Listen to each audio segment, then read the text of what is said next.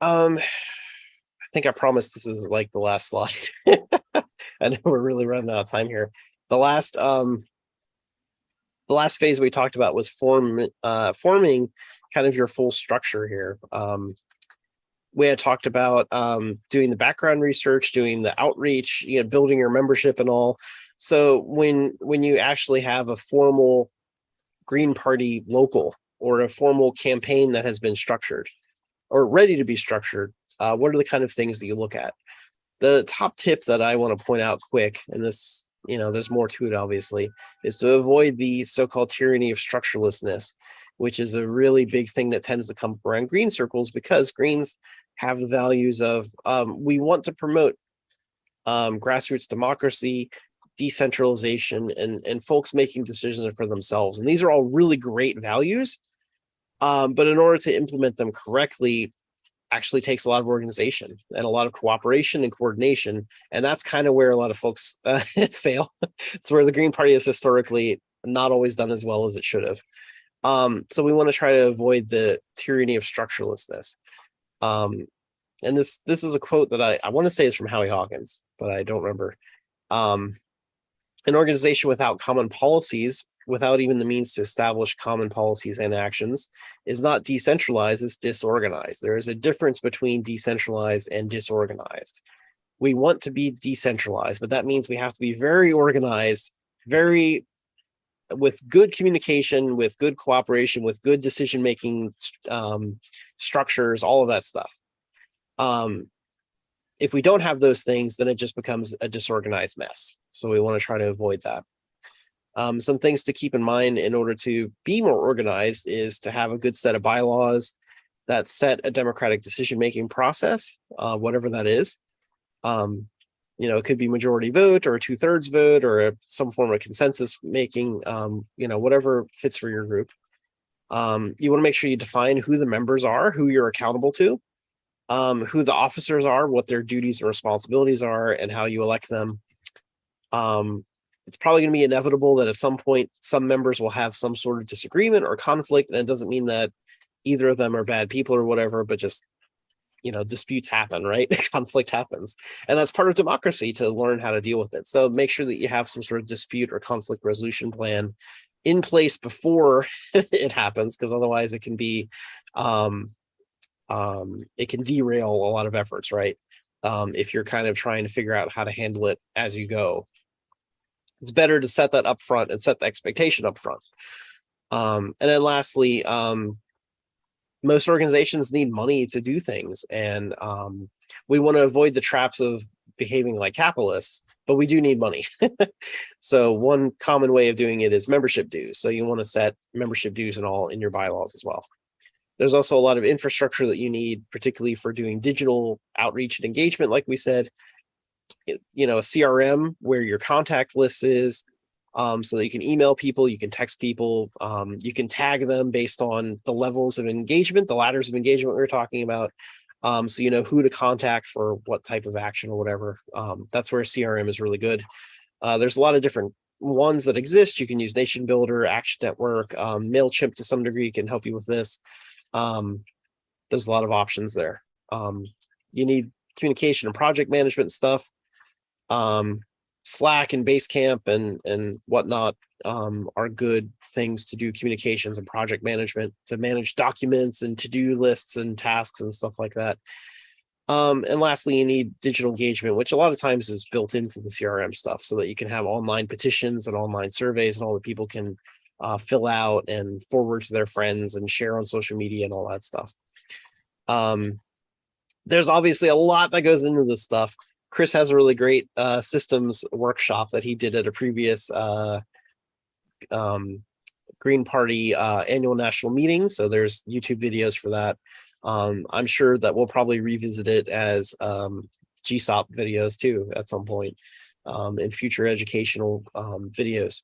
But these are things at least to keep in mind. And, of course, feel free to reach out to your local Green Party or GSOP for, advice on these sort of things.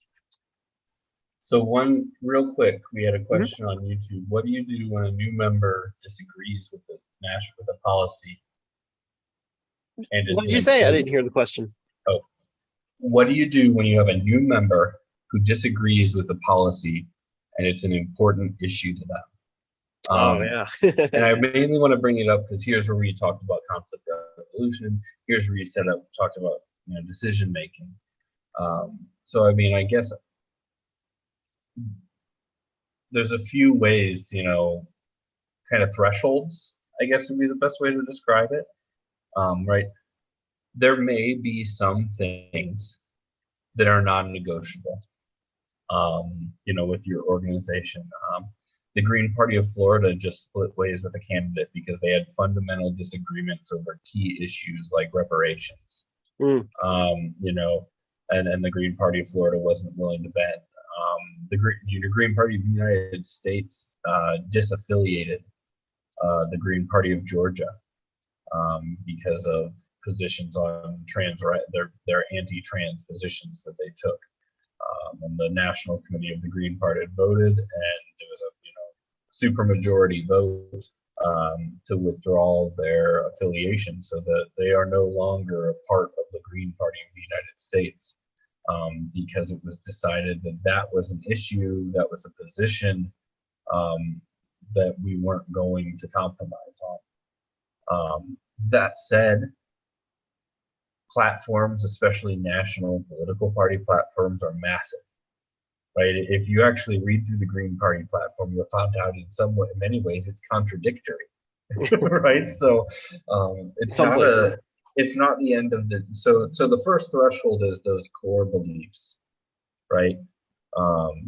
Those core ideas that you're not willing to compromise, basic human rights, things like that. The next line is, things that you can agree to disagree with. And when you get past kind of those, democracy is involved in all of them, right? Deciding whether something's a non-negotiable. But this is where that democratic decision making comes in, right? Conflict is essential for change and for growth, right?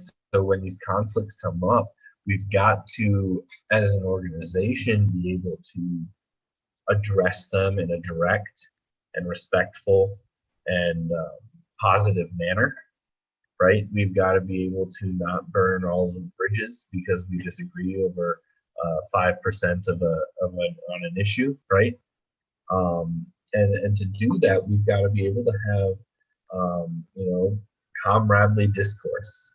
We've got to be able to have discussions that don't erupt into flameouts and bridges burning. We've got to have a culture in our organization that says when a democratic decision is made, I'm okay with it, even if I disagree, because it was democratic, right? I have numerous times in my time in the Green Party forced a vote because I knew I would lose because I wanted it on the record, right? And when I lost, I didn't bring it up every meeting and try to overrule it, right? I didn't leave the party. Now, there are certainly things that I may leave, that if a decision was made, it would be a non-negotiable for me, and I would, but for most things, I have always been perfectly happy to lose, right? But it can't be unilaterally decided. It's got to be done democratically. And then kind of to follow up on that is that conflict resolution plan, right? What happens when a candidate bucks part of the platform, right? What happens when a candidate, and candidate is just kind of an easy way to discuss it, but also a member, right? What happens when a member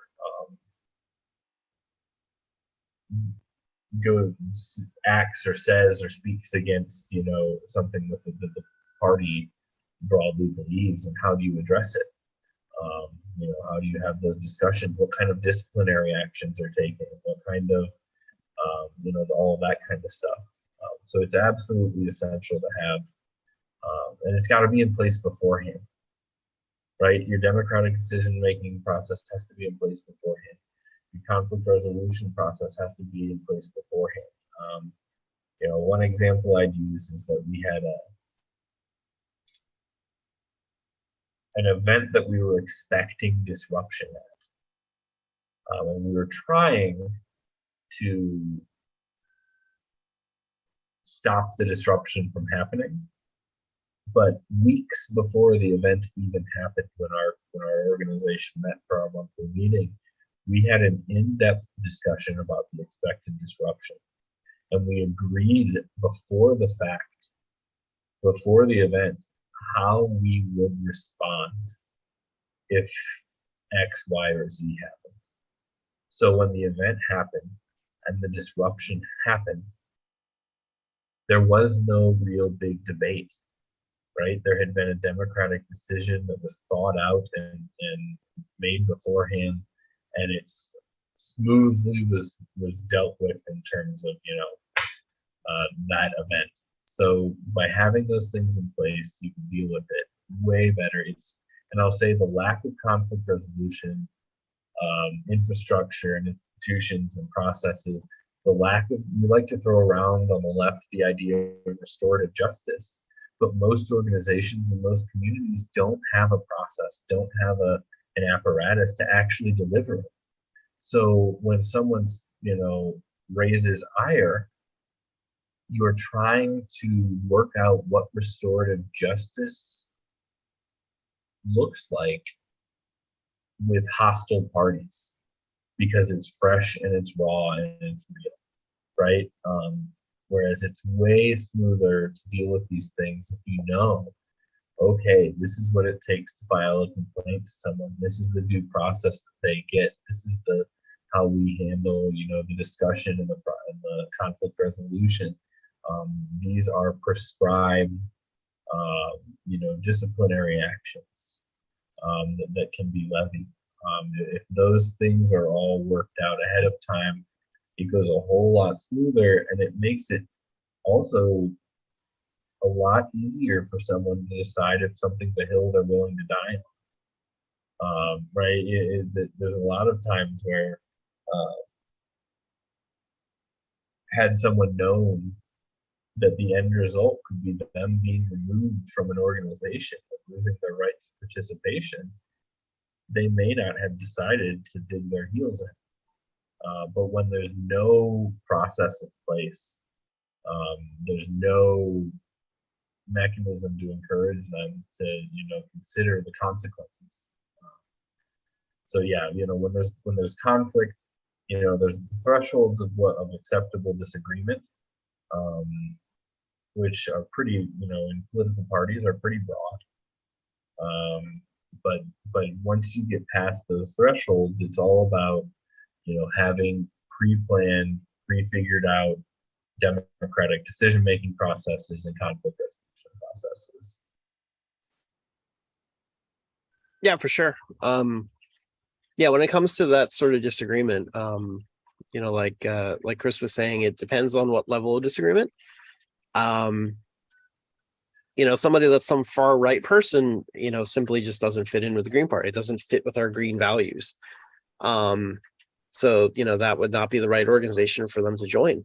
That said, there's the values that are kind of, what would you call it? Like unshakable, right? But a lot of times our disagreement is not really on the values, it's on implementation, right? It's what's the best implementation of our values. And that's where a lot of our disagreement and conflict comes across. What's the best strategy to get that goal? It's not that we disagree on the goals, but what's the best strategy to get there? And those sort of decisions, we can live with, right? I don't really like this decision, but okay, it's what the majority wanted or whatever. You have to have that decision-making process in place, agreed upon by all the members and ahead of time, so that you can head off any complaints. If someone says, I don't like the outcome of it, well, we all agreed ahead of time this was how we were going to make this decision. And we expect all of our members to abide by that. If for some reason they don't, and it escalates to harassment or something, to where our members can no longer feel safe in the space, they should feel safe here when they're organizing with the Green Party, to express their views and express their opinions without being attacked or harassed or whatever on personal level. It's okay to have disagreement. I'm talking, like harassment.